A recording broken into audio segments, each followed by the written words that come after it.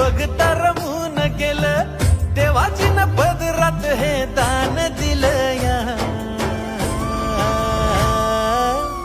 आभाळाला भेटाया धरणीनं जीवाचं रान केलं या आभाळाला भेटाया धरणीनं जीवाचं रान केलंया आभाळाला भेटाया धरणी